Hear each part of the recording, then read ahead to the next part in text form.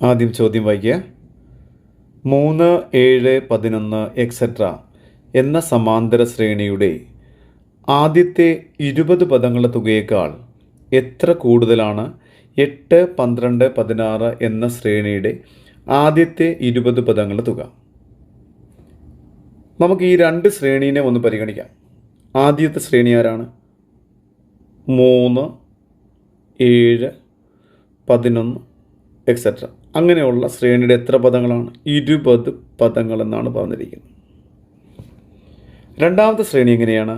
8, 12, 16 etcetera. ഇതും എത്ര പദങ്ങൾ തന്നെയാണ്? 20 പദങ്ങൾ. ആദ്യത്തെ ശ്രേണി നോക്കിയാൽ എത്രയാണ്? 3, 7 വ്യത്യാസം 4, 11 അല്ലേ 7 വ്യത്യാസം, അങ്ങനെ 4 കൂടി പോകുന്ന ശ്രേണിയാണ്.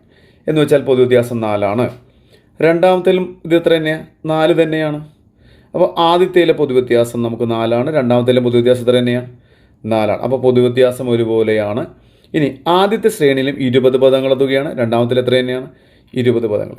അങ്ങനെ പൊതുവ്യത്യാസം തുല്യമായതും പദങ്ങളുടെ എണ്ണം എത്ര പദങ്ങളുടെ തുകയാണെന്ന് ചോദിച്ചിരിക്കുന്നത്, അത് രണ്ടും തുല്യമായിട്ട് വന്നാൽ നമുക്കൊരു ചെറിയ വൺ വേർഡ് ഉണ്ട്.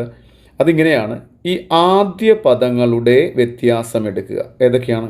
8 - 3. ഇനി എത്ര പദങ്ങളുടെ തുകയാണ് രണ്ടിലും പറഞ്ഞിരിക്കുന്നത്? 20. ആ 20 കൂടെ ഒന്ന് കാണിച്ചേക്കുക. 8 - 3 5ആണ്. 5 × 20 ആണ്.